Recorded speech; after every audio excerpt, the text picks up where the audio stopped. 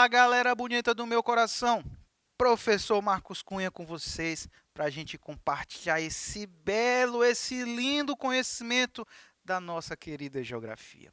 E hoje, galera, a gente vai falar de uma temática massa e muito presente no nosso cotidiano. Eu acho não, eu te afirmo que é o nosso futuro, é o futuro dos meus filhos, dos teus, tá? Que são as novas fontes de energia, galera, tá? Fontes limpas, o desenvolvimento sustentável e o novo mercado.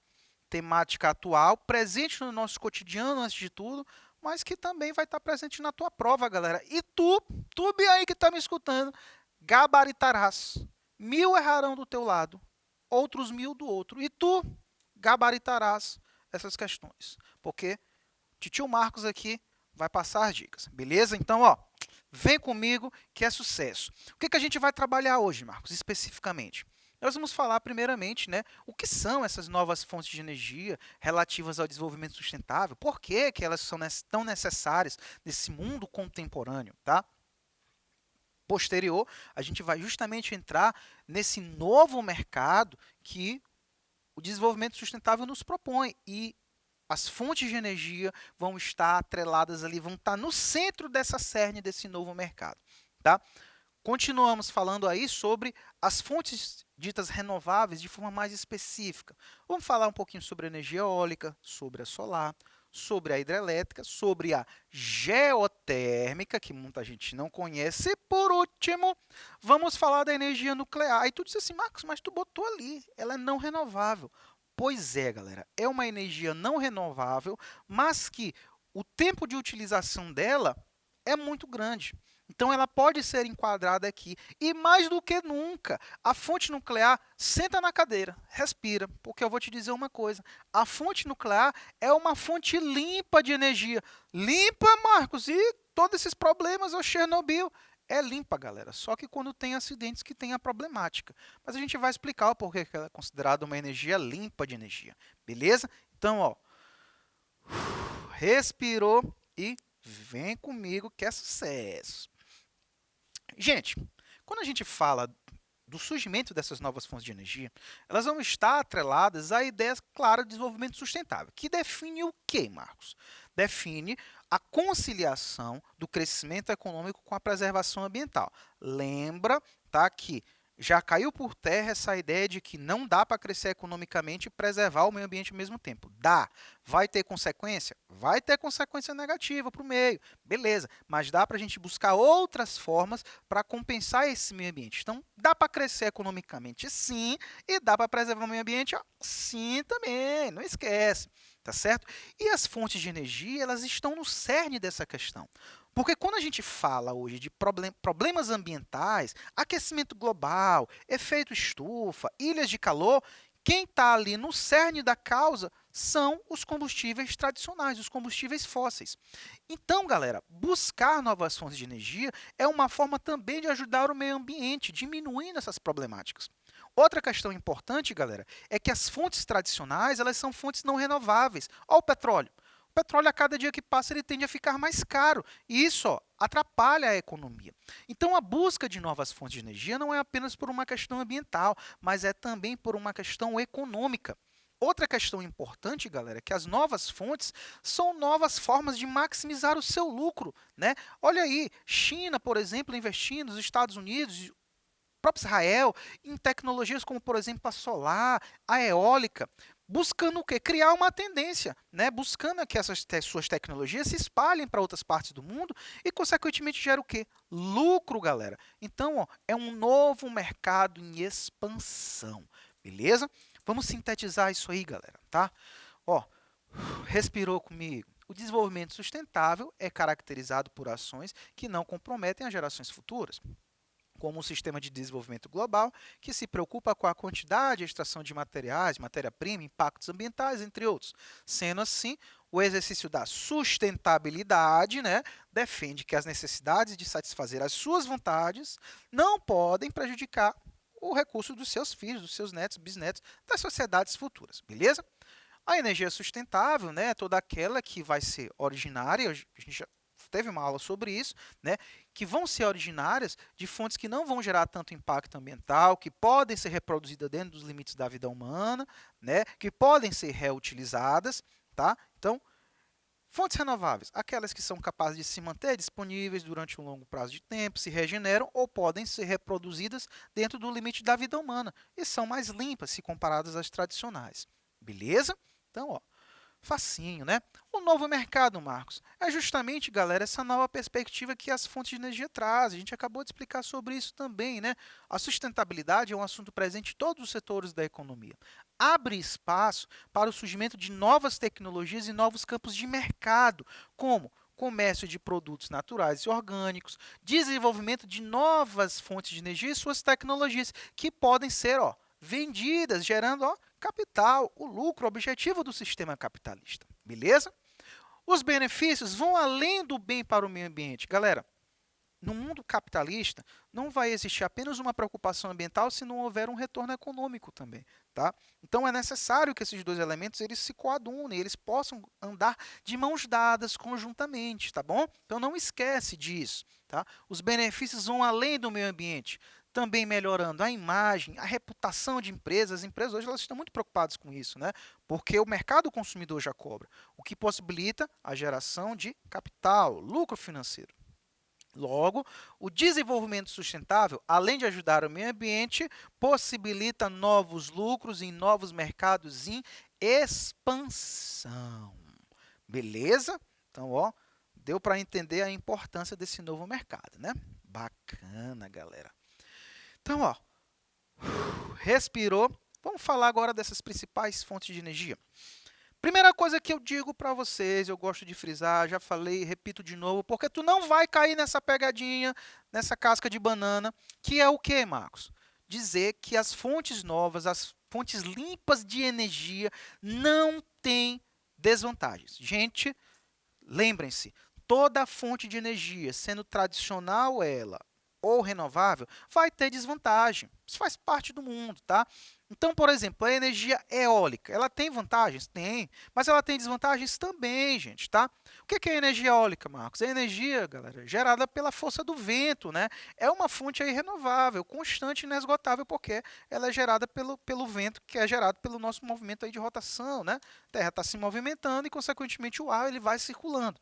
Mas, Marcos, eu posso colocar, por exemplo, esses aerogeradores em qualquer lugar? Não, eu preciso ter condições adequadas. Eu preciso em áreas que eu tenha boa circulação de ar. Por exemplo, eu vou botar entre montanhas, entre vales. Se não tiver circulação ali, o potencial energético dele não vai ser aproveitado ao máximo. Então, seria interessante onde? Locais de boa altitude, em áreas litorâneas, por exemplo, né? Onde tu tem uma boa circulação de ar, tá? Então, vamos lá, vamos sintetizar esse argumento. Energia eólica, gerada pela força do vento, atualmente ainda é pouco utilizada. Como eu disse para vocês, precisa-se de algumas características importantes para que essa energia seja maximizada. É considerada uma importante fonte de energia por se tratar de uma fonte limpa, não gera poluição. E quando eu falo poluição aqui, galera, eu estou falando da emissão de gases poluentes, tá? Mas a energia eólica, ela gera um tipo de poluição. A poluição, galera, sonora, tá, gente? A circulação desses aerogeradores, né, desses grandes ventiladores, digamos assim, ele gera barulho, tá? E esse barulho ele pode incomodar as pessoas que moram ao entorno, tá certo? Pode incomodar, por exemplo, animais, tá certo? Por exemplo, pássaros que fazem a migração podem entrar em contato, se chocar com esses aerogeradores e, consequentemente, morrer. Então, veja que toda fonte tem suas características negativas também, tá? Então vamos aqui, vamos abordar isso com mais calma. Vantagens: são pouco poluentes, fonte de energia renovável, é o vento, tem um baixo custo de manutenção depois de instalada, tá? Mas a grande desvantagem: o custo de implementação é alto, ou seja, o investimento daqueles aerogeradores é caro, gente, né? Não indicada para todas as localidades, como eu frisei para vocês, tem que ter uma boa circulação de ar e podem haver interrupções na geração de energia, ou seja, se não estiver ventando. Por isso, galera, toda fonte renovável, de maneira geral, ela tem que estar atrelada a uma fonte, de certa forma, tradicional. Então, tu vai botar, por exemplo, um aerogerador na tua casa. Pode? Pode. Mas tu não pode chegar e desligar, por exemplo, a tua fonte tradicional de energia da SEMAR, porque em algum momento essa energia ela pode cair. Beleza? Ó, foca em mim, vamos evoluir. Beleza. Sintetizou a eólica, galera. Bora evoluir para a segunda fonte. Olha, essa aqui. Essa aqui, galera, é uma das grandes fontes de energia que hoje o mundo aponta aí como uma solução energética para um mundo mais sustentável, a energia solar, galera, tá? Através da utilização desses painéis chamados de painéis fotovoltaicos, tá? Qual é o princípio básico, galera, da energia solar? A absorção da luz do sol por estes painéis, tá? Que vão converter essa energia para casa, tá certo? E aí você pode utilizar essa energia para transformar em energia elétrica, aquecimento, por exemplo, da água, entre N funções, gente, tá? Mas, Marcos, essa energia ela é indicada para todas as localidades? Não. Ela é indicada ótima para onde? Para localidades que tu tem boa incidência de luz solar. Em regiões, por exemplo, que vão estar, por exemplo, sobre altas latitudes, onde não tem muita incidência de luz. Ela é interessante? Talvez não. Mas eu posso dizer para vocês que a grande hoje desvantagem, eu acho que talvez a grande barreira que a energia solar precisa transpor é o custo de implantação, que ainda é muito caro, se a gente for levar em conta o custo de vida do cotidiano, tá? E é por isso que países como a China, por exemplo, estão investindo massivamente na energia solar com o intuito de baratear o custo de produção, galera. Outro problema que pode afetar a energia solar é a poluição do ar, gente, tá? Porque a China, por exemplo, sofre esse problema. A energia solar lá já é difundida, em grande parte, só que como o ar lá na China é muito poluído, principalmente nas grandes cidades, as moléculas de poeira ficam presas nesse painel e diminui a absorção de luz, ou seja, diminui a intensidade dele, tá? Então, vamos aqui falar um pouquinho mais, vamos sintetizar esse raciocínio, tá? Energia solar consiste no aproveitamento da radiação do Sol, né, emitida sobre a Terra.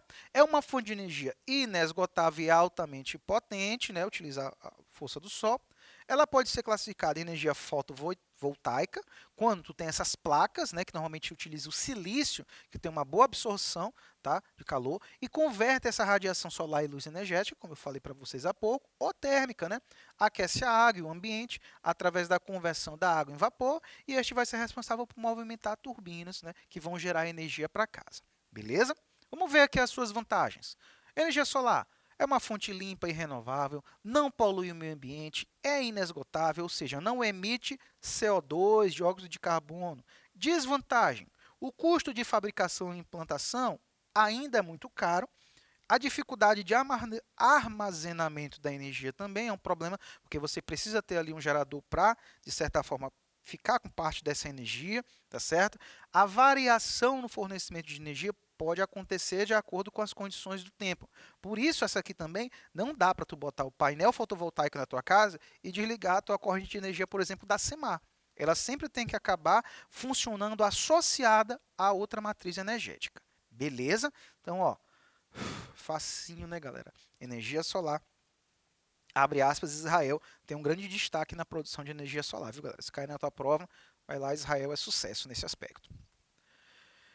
Quinta fonte de energia hidrelétrica. Aqui o Brasil domina.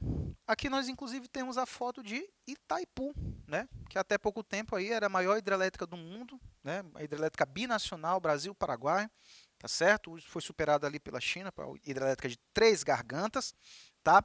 O Brasil utiliza essa fonte de energia massivamente devido às nossas condições naturais, né? O Brasil aí tem uma grande quantidade de rios e rios caudalosos, ou seja, rios de grande porte, que tem bastante fluxo de água, tá certo?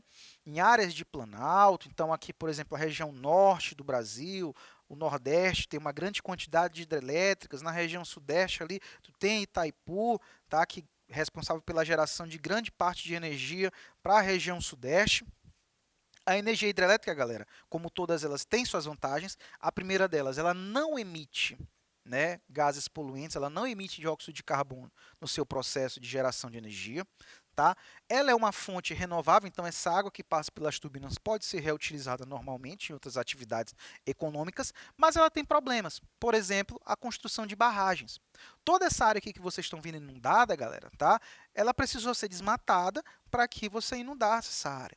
tá bom? Então, ela também gera um grande problema ambiental relativo ao desmatamento, galera, tá? Por isso aí, a hidrelétrica também, ela é alvo de críticas e a sua implantação precisa de um estudo bem detalhado, tá certo? Justamente para que esse desmatamento não seja em grande proporção. Então, vamos lá, vamos aqui sintetizar esse raciocínio. Tá? Hidrelétrica, gerada pelo movimento das águas, dos rios. Tá? Quando é água do mar, a gente utiliza principalmente a força das marés, é chamada de força maremotriz. Tá bom? É considerada uma fonte de energia renovável e limpa. Tá? Necessário o estabelecimento de uma área de inundação no ambiente em que se está essa usina hidrelétrica. Tá? Construção é recomendada para áreas de planalto onde o terreno é mais íngreme, ou seja, onde tu tem uma circulação de água em maior velocidade, galera, tá? Pontos positivos. Eficiência energética é boa, né? 95%, é uma fonte de energia renovável, tem baixa emissão de gases poluentes, mas pontos negativos. Precisa inundar uma área, então tem desmatamento. O custo de implantação é altíssimo, galera. Desmatamento, precisa desmatar, precisa construir barragem, tá? Você tem também uma questão social, galera, tá? Porque áreas que poderão ser inundadas são áreas de comunidades que podem precisar ser realocadas, tá? A destruição da vegetação, nós temos consequência prejuízo à fauna e à flora e, por consequência, com a construção dessas barragens, tu pode ter alteração no regime hidráulico dos rios, ou seja, tu vai represar água, a continuidade pode sofrer consequências pela falta dessa água. Beleza? Então, ó, hidrelétrico, ó, facinho. Essa fonte aqui não é muito conhecida, galera, tá? Mas agora é sucesso para ti. Energia geotérmica. O próprio nome já diz. Geotérmica utiliza o calor da terra, galera, tá? O princípio da geotérmica é bem simples, gente, tá? Se constroem dutos onde o magma está mais próximo da superfície, ou seja, as rochas elas estão mais quentes, coloca esse cano, se joga água e essa água vai esquentar, gerar vapor, alta pressão, e esse vapor ele vai ser canalizado. Canalizado para onde, professor? Para turbinas que vão fazer a geração de energia, galera. A energia geotérmica, galera, ela é amplamente utilizada, principalmente em países que ficam ali próximo de áreas de placas tectônicas, tá certo? Como, por exemplo, a Islândia, né, onde o magma ele está mais próximo da superfície, tá? É uma energia, galera, limpa, porque ela não vai ter liberação de dióxido de carbono, né? Não vai ter a queima de combustível fóssil, tá? Mas ela também tem suas desvantagens. Então vamos sintetizar esse raciocínio. Corresponde ao calor interno da Terra, né, a geotérmica, que se manifesta em áreas próximas à superfície, podendo ser utilizada para a produção de eletricidade. Injeta água no subsolo por meio de dutos, essa água esquenta, evapora e é conduzida pelos mesmos dutos para a movimentação de motores, galera, tá? Vantagem da energia geotérmica, tá? Emissão de gases poluentes é praticamente nula, tá? Dióxido de carbono, dióxido de enxofre. A área de instalação dessa usina é pequena, se comparado com uma hidrelétrica, por exemplo. Consegue abastecer comunidades isoladas, onde você tem dificuldade para levar energia. Desvantagem. O custo de implantação é muito alto, galera, e pouco rentável se comparado às energias tradicionais, com as suas tecnologias já prontas. O calor perdido ali, porque tu está utilizando o calor da terra, tu abre espaço, esse calor sobe, né? Pode aumentar a temperatura daquele ambiente, daquelas localidades. E só pode ser construída em áreas onde tu tem um magma próximo da superfície. Então, por exemplo, eu sou aqui no Brasil, aqui no Maranhão, dá para fazer a geotérmica? Provavelmente não, porque a gente não tem esse afloramento de magma próximo da superfície. Beleza? E por último, para a gente finalizar essa fonte de energia que eu disse para vocês, professor, mas ela é não renovável? Sim, porque, galera, o plutônio aqui, o urânio, como vocês estão vendo na foto, após ele perder o seu potencial energético, tu precisa buscar outra fonte de energia. Só que o tempo de utilização desse urânio, galera, pode demorar de 100 a 1000 anos. Então, até tu precisar buscar essa nova fonte de energia, ele já durou tempo bastante, tá? Ela, galera, é uma fonte limpa, mas professor, olha essa imagem, está emitindo fumaça. Gente, isso aqui não é fumaça, isso é água, galera, tá? Que é utilizada para resfriar os reatores. Como é que a energia nuclear ela funciona? Você pega o urânio, se transforma em pilhas e coloca em bastões. E esses bastões são aquecidos, fazendo um processo de fissão, onde os átomos vão se quebrando e vão gerando energia. E coloca esses dutos aquecidos, essas barras, dentro da água, em tanques, e fecha. tá? E aí, galera, essa água evapora, gera uma pressão extraordinária que vai ser canalizada. Qual é o grande problema, Marcos? Quando há o vazamento, né, dessa radiação que é gerada por esse calor, galera, tá bom? Então, energia nuclear produz pouca poluição do ar, tá? Tem menor impacto ambiental no processo da construção, né, da instalação, é disponível, o urânio está em grande quantidade, não depende de fatores climáticos para funcionar. Mas quais são as desvantagens? Os acidentes nucleares são de altíssimo perigo devido à liberação da radiação, tá? A contaminação do meio ambiente pode levar centenas de anos para, né, acontecer a descontaminação, a recuperação total, ver o caso de Chernobyl, né, em Pripyat.